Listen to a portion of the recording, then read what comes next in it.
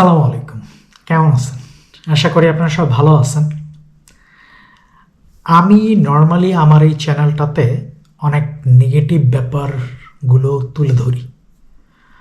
একেবারে সত্যি কথা বলতে এই জিনিসগুলো হলো নেগেটিভ না, এগুলো হলো একেবারে রূঢ় সত্য, যেটা আসলে জানা সবারই দরকার। পৃথিবীতে যত কিছু আছে তার কিছু নেগেটিভ দিক আছে, কিছু পজিটিভ দিক আছে। এটা নিয়েই আসলে পৃথিবী। তো যে কোনো জিনিসের শুধু খালি পজিটিভ দিক তুলে ধরলেই হবে না, মোটামুটি পাশাপাশি নেগেটিভ দিকটাও তুলে ধরতে হবে। যেহেতু আমাদের এই জার্মানিকে নিয়ে বাংলাদেশ থেকে যারা আসছে তাদের জন্য সবাই করে কি পজিটিভ দিকগুলো তুলে ধরে, এবং এইখানের যে রূঢ় সত্যগুলো সেগুলো আসলে তুলে ধরতে চায় না। এখন কেন চায় না, এর পিছনে একটা বড় কারণ হলো মানুষ চায় না তার ভিডিও দেখুক যে খুব বেশি নেগেটিভিটি প্রসার করে বা যার মাধ্যমে নেগেটিভিটি ছড়ায়। একটা জিনিস আপনারা যদি একটু খেয়াল করে দেখবেন, আপনার ডোপামিন যত বেশি নিঃসরিত হবে আপনি সেই জিনিসটা তত বেশি করতে পছন্দ করবেন। আপনারা খেয়াল করে দেখবেন, আপনার যখন নেগেটিভিটি ছড়ানো হয় বা নেগেটিভিটি কোনো কিছু থাকে কোনো কিছুর মধ্যে, সেটার ভিতরে কিন্তু ডোপামিন নিঃসরিত হয় না। সো আপনার আগ্রহটাও কমে যায়। তো যে কোনো জিনিসে যদি মোটামুটি ক্যাচিং করতে হয় বা তাকে যদি ধরে রাখতে হয়, তাহলে তার ডোপামিন নিঃসরিত করাইতে হবে। তার মানে কি করতে হবে, তাকে সবসময় পজিটিভ কথা বলতে হবে। তো আমাদের এই জার্মানিকে নিয়ে অনেক ইউটিউবার, কোর্স ব্যবসায়ী বলেন, তারা কাউন্সিলর ব্যবসায়ী বলেন বা আলগাচুল ব্যবসায়ী বলেন, অ্যাডিডাসের ক্যাপোলা ব্যবসায়ী বলেন, 2 মনিটরওয়ালা ব্যবসায়ী বলেন, যেই কেউ দেখেন না কেন সবাই কিন্তু আপনার ডোপামিন নিঃসরিত করে যাচ্ছে। তো আজকে আসলে আমি তাদেরকে নিয়ে কথা বলবো না, আজকে হলো আমি কথা বলবো আমাদের জার্মানিতে মোটামুটি একেবারে আত্মপ্রকাশ করেছে, সেটা হলো ভাবি কালচার নিয়ে। আপনাদের মনে প্রশ্ন আসতেই পারে, ভাবি কালচারটা কি?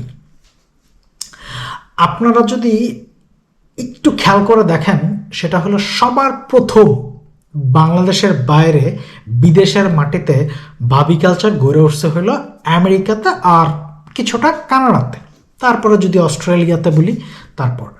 কিন্তু ইউরোপে ভাবি কালচারটা সেরকম করে গড়ে ওঠে নাই। এর পিছনে কারণ হলো ইউরোপের মাইগ্রেশন সিস্টেম। আপনি যদি আমেরিকাতে যান, কোনোভাবে যদি একজন ব্যক্তির মোটামুটি সে পাসপোর্ট হয়ে যায়, সেটা চেইন মাইগ্রেশনের মাধ্যমে মোটামুটি একেবারে গোষ্ঠীসহ আমেরিকাতে নিয়ে যেতে পারে। এবং আমি যতটুকু জানি কানাডাতেও এরকম সেম সিস্টেমটা ছিল আগে। এখন কি হয়েছে আমি জানি না। এই যে বর্তমান যেই সরকার প্রধান আমেরিকার ডোনাল্ড ট্রাম্প, সে এইটার বিরুদ্ধে আসলে ওয়ান কাইন্ড অফ লেগেছে। সে চাচ্ছে না এরকম মাইগ্রেশন পদ্ধতিতে মোটামুটি আমেরিকাতে প্রচুর মানুষ আসুক। এর জন্য প্রচুর যারা বিদেশি তারা প্রচুর নাখোশ। অরিজিনালি আমেরিকা যে গড়ে উঠেছে, আমেরিকার যে তো শৌর্য বীর্য, এটা আসলে মাইগ্রেশন পিপলের মাধ্যমেই। মোটামুটি বলা চলে যে আমেরিকা হলো মাইগ্রেট পিপলের দেশ। তো এই সিস্টেমের কারণে কিছু মানুষ খুব অ্যাডভান্টেজ পাচ্ছে, কিছু মানুষ ডিসঅ্যাডভান্টেজ ফিল করতেছে।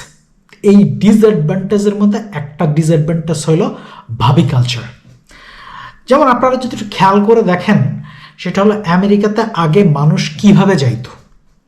বেশিরভাগই কিন্তু যাইতে হলো যে আগে আপনারা ভালো করে জানেন, মোটামুটি আগে চলাচলের মাধ্যম উড়োজাহাজের চেয়ে বেশি পানির জাহাজে বেশি ছিল।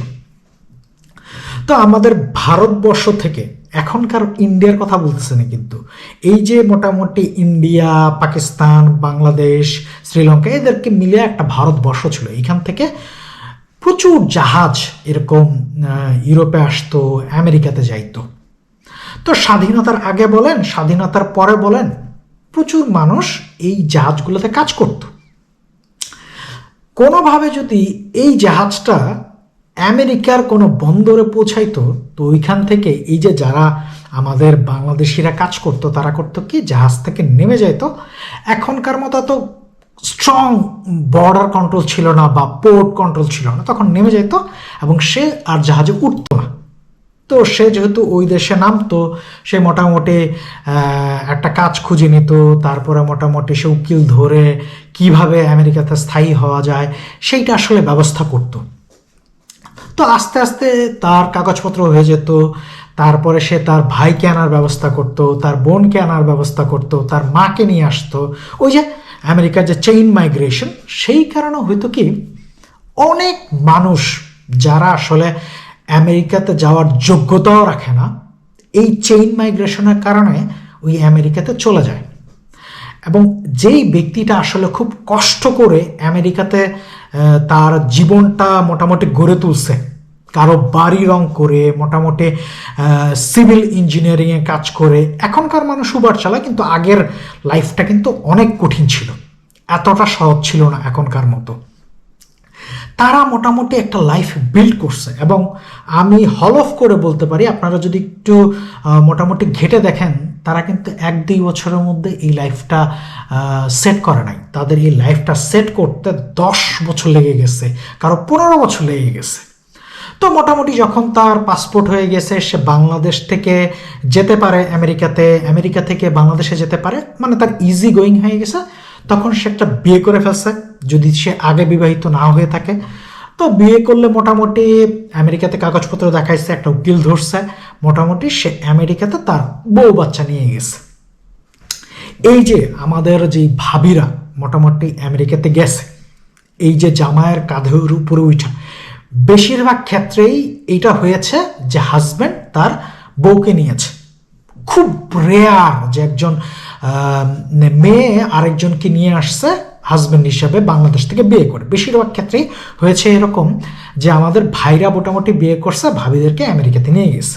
দেখেন, আপনি একটু চিন্তা করেন, সেটা হলো যে আমাদের ভাইরা কিন্তু প্রচুর পরিশ্রম করছে তার লাইফটা সেট করার জন্য, কিন্তু ভাবির কিন্তু সেই পরিশ্রমটা করতে হয়নি। সেই জন্য হয়েছে কি, যখন সে আমেরিকাতে আসছে, আমেরিকা একটা উন্নত দেশ, এখন উন্নত দেশ, 30 বছর আগে উন্নত দেশ ছিল, 50 বছর আগে উন্নত দেশ ছিল আমাদের মতো বাংলাদেশের মানুষের কাছে। সো এইখানে এসে তার চোখ ছানা বড়া হয়ে যায়। তো ভাই যেহেতু অনেক কষ্ট করছে, সে বুঝতে পারে যে সে কি ছিল আর কি এখন হয়েছে। কিন্তু ভাবির যেহেতু এই ধরনের কষ্ট করার অভিজ্ঞতা নাই, সে এসে আসলে মোটামুটি একেবারে পুঁটি মাছ হয়ে সাগর দরিয়াতে পড়ে যায়। তখন তার ভিতরে অটোমেটিক্যালি গর্ববোধটা হইতে থাকে এবং এই গর্ববোধ হইতে হইতে তার ভিতরে অহংকার কাজ করে, এবং এই অহংকার কাজ করা থেকেই আসলে সে মানুষকে ছোট করা করতে থাকে এবং ছোট করা চিন্তা ভাবনা করতে থাকে। তো এইখান থেকে শুরু হয়েছে হলো ভাবি কালচার। কিভাবে ভাবি কালচার হয়েছে সেটা হলো যে তার হাজব্যান্ড হয়তো একটা রেস্টুরেন্ট দিয়েছে, মোটামুটি মানে তার মোটামুটি এখন সংসারটা খুব ভালো। এখন তার হাজব্যান্ড যেহেতু আগে আসছে, তার হাজব্যান্ডের পরে যারা আসছে তাদের তো অর্থনৈতিক অবস্থা সেভাবে সেট হয়নি যদি তুলনা করে তার হাজব্যান্ডের সাথে, কারণ যারা আগে এসেছে তারা তো মোটামুটি আগেই সেট হয়েছে। তো এই যে তার ভিতরে একটা অহংকার, অহংবোধ, এই কালচারটা মোটামুটি আমেরিকাতে মোটামুটি ব্যাপক, এবং এই কালচারটা এখনো টাইনা নিয়ে আসছে অনেকে। সেটা হলো যে কার কত গাড়ি আছে, কার কত বাড়ি আছে, কার কত টাকা পয়সা আছে। এমনিতেই হলো আমেরিকা হলো ক্যাপিটালিস্ট একটা দেশ, এইখানে আসলে টাকার চাষ করা হয়। আপনি এটাকে নেগেটিভভাবে দেখতে পারেন, আমি এটাকে পজিটিভলি দেখতে পারি। কিন্তু আমাদের কিছু এইরকম ভাবি কালচারের ভাবিরা এই কালচারটাকে দুর্বিষহ করে তুলে ফেলছে এবং মোটামুটি মানুষের চোখে লাগে এরকম করে ফেলছে। তো এই যে কালচার, এইটা হলো আমেরিকার কালচার। আমি অনেকক্ষণ কথা বলে ফেলছি আমেরিকা নিয়ে, আমি আসলে আমেরিকা নিয়ে কথা বলতে চাই না, আমি আসলে কথা বলতে চাই হলো জার্মানি নিয়ে। দেখেন, জার্মানি কিন্তু আমেরিকার মতো না, অনেক তফাৎ। এবং সত্যি কথা বলতে আপনি যদি ইউরোপের সাথে আমেরিকার তুলনা করেন, আকাশ পাতাল তফাৎ, জীবনযাত্রার মান, এমনকি গাড়ির সাইজেরও তফাৎ আছে। কালচার তো বাদে দিলাম, ইউরোপের কালচার অনেক বেশি পুরনো আমেরিকার চেয়ে। আমেরিকা অনেক মডার্ন, কিন্তু ইউরোপের মতো তো পুরনো কালচার না। সো ইউরোপ আসলে খুব ওপেন, কিন্তু ইউরোপ আসলে তাদের নিজেদেরকে মেলে ধরছে খুবই পরে। তারা এত ওপেন না, তারা কিছুটা কনজারভেটিভ।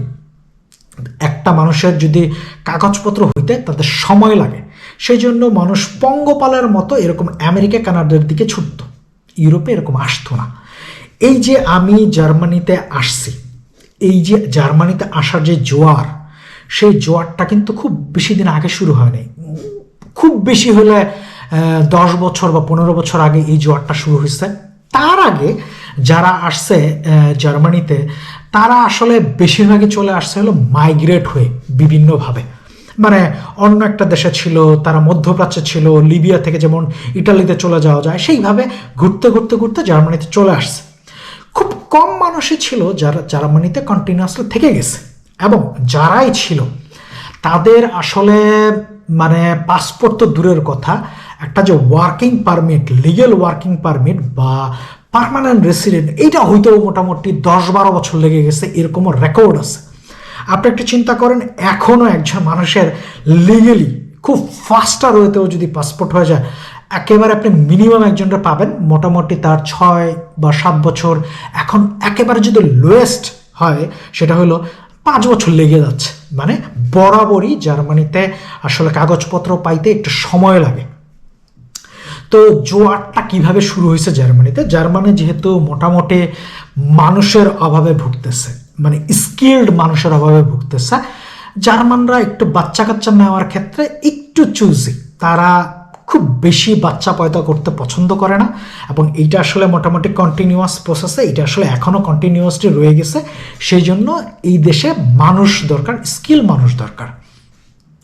তো সেই জন্য মোটামুটি জার্মানি ওপেন করে দিছে যেন কিছু মানুষ এখানে এসে ফ্রি পড়াশোনা করতে পারে, তারপরে সে তার লাইনে একটা জব করতে পারে, তারপরে সে ইচ্ছা করলে এখানে ফ্যামিলি গুছাইতে পারবে।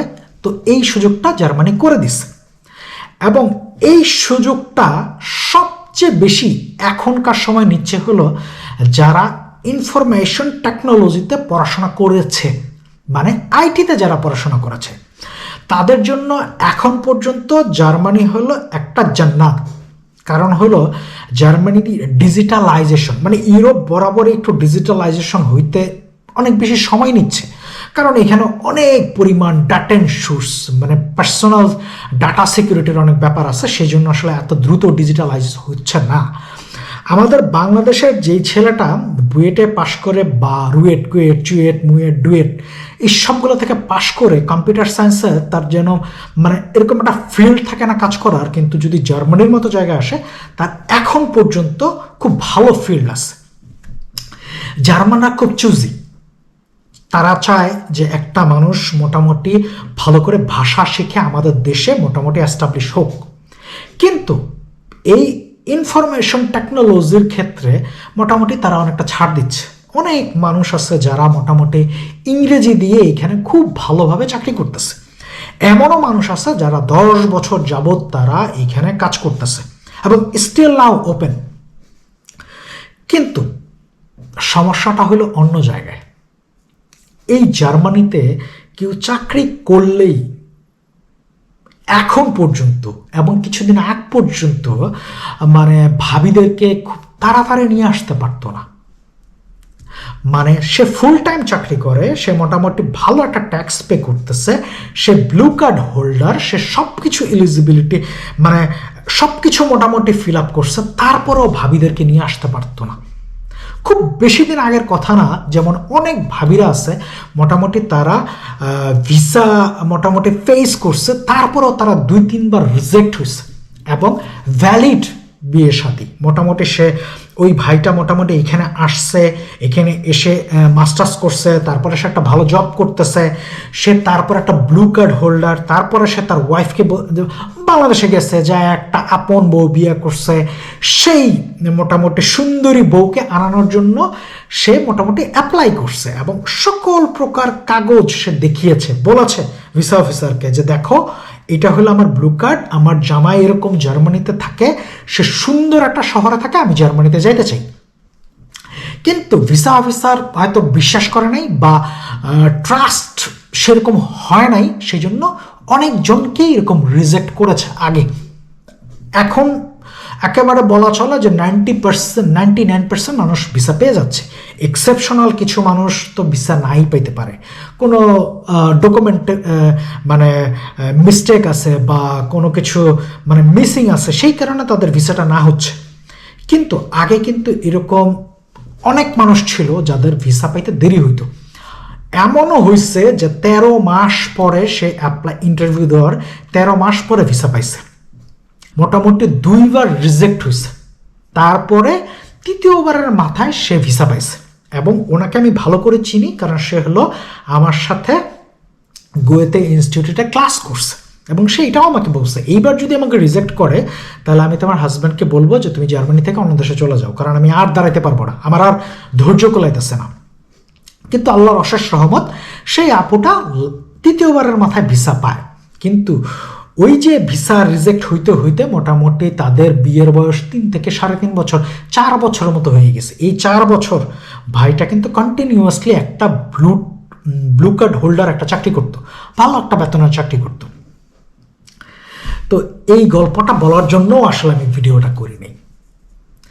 এই যে মোটামুটি আস্তে আস্তে সহজ হয়ে যাচ্ছে জার্মানিতে আসা আমাদের ভাবিদের জন্য, তো বেশিরভাগ ক্ষেত্রে হয় কি যে আমাদের যে ভাইরা মোটামুটি এখানে খুব ভালো জব করে এবং সত্যি কথা বলতে জার্মানিতে একটু লোনলি লাইফ, এবং জার্মানরা কালচারালি একটু কনজারভেটিভ।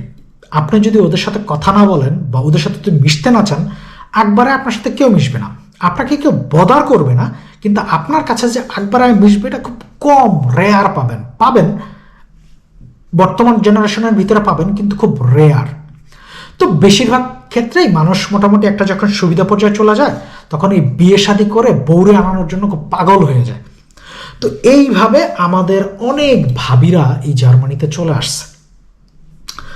আলটিমেটলি একটা ভাই এই জার্মানিতে যখন এসেছে, সে মাস্টার্স করছে, মাস্টার্সের সময় সে খুব অর্জব করছে, বিভিন্ন ধরনের কাজ করছে যেগুলো আসলে বলার মতো না, যেগুলো বাংলাদেশে মানে কেউ মুখ ফুটা বলবেও না।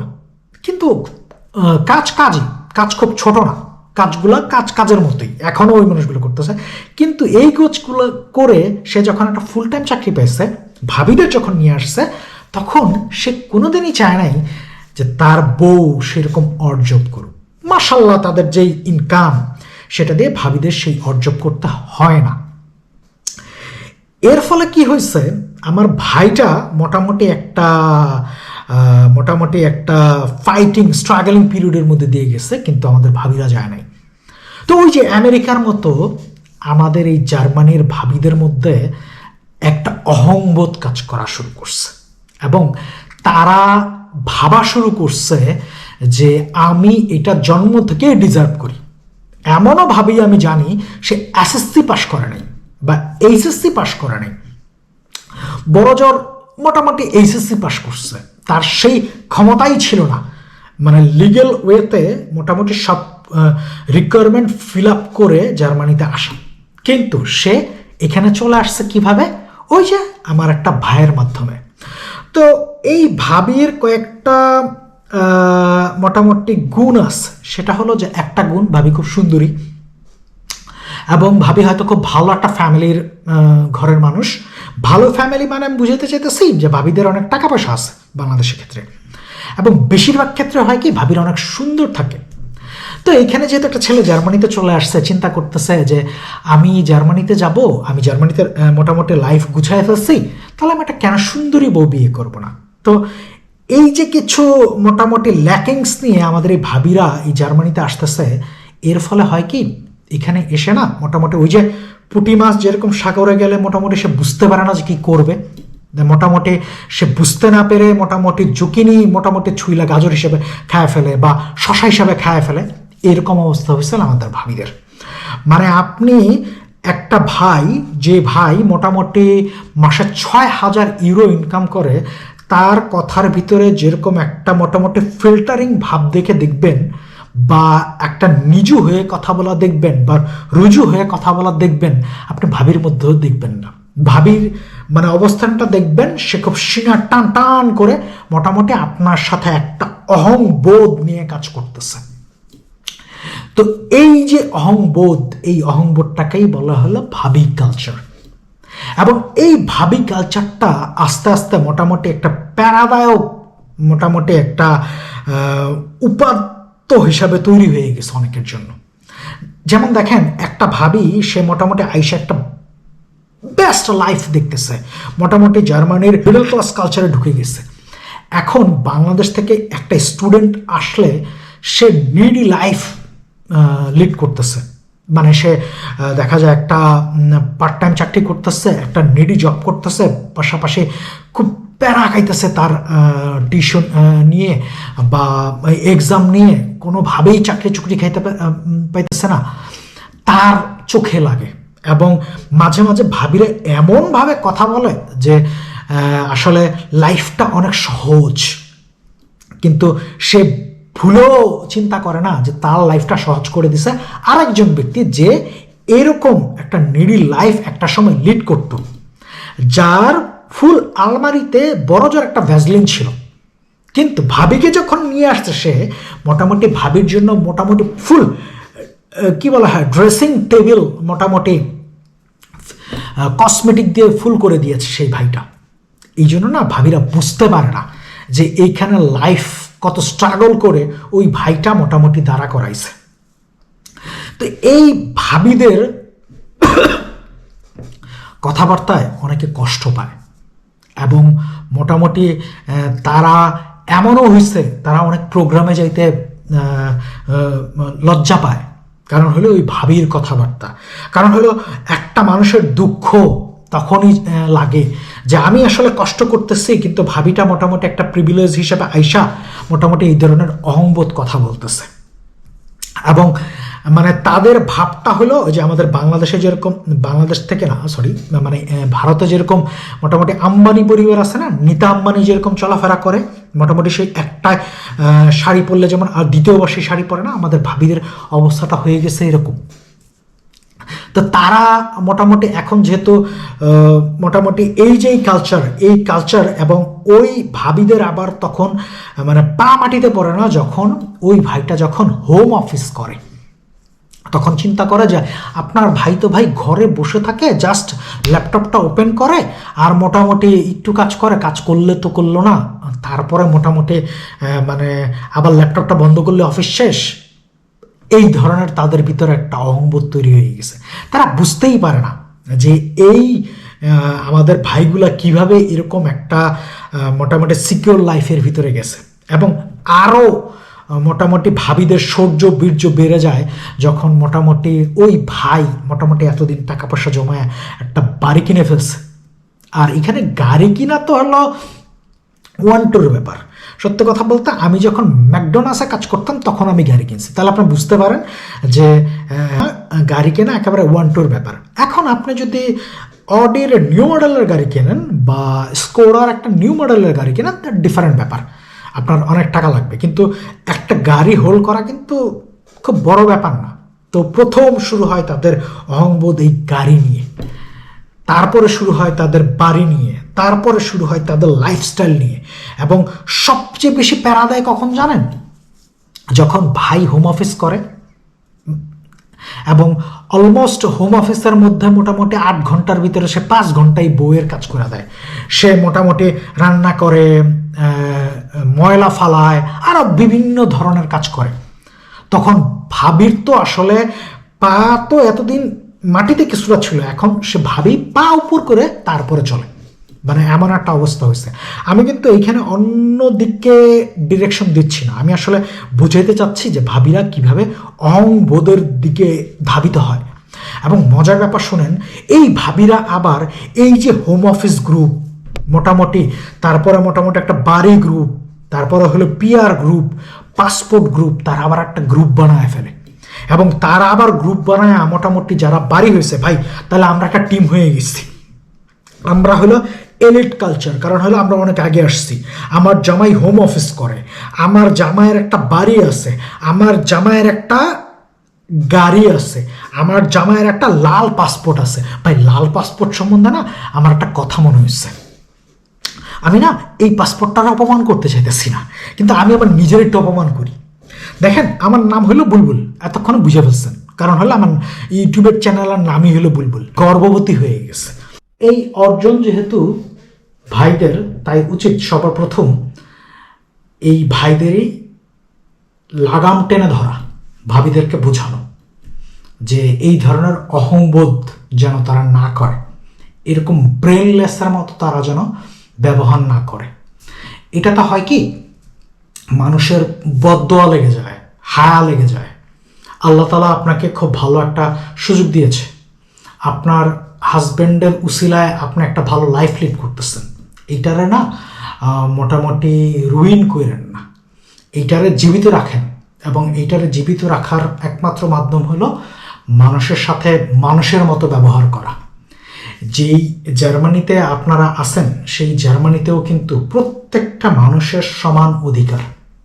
হয়তো তার পরিবেশ পরিস্থিতির কারণে সে একটা বড় চাকরি করতেছে, হয়তো সে পরিবেশ পরিস্থিতির কারণে কেউ একজন ছোট চাকরি করতেছে, কিন্তু মানুষ মানুষকে ছোট করে দেখার কোনো সুযোগ এখানে নাই।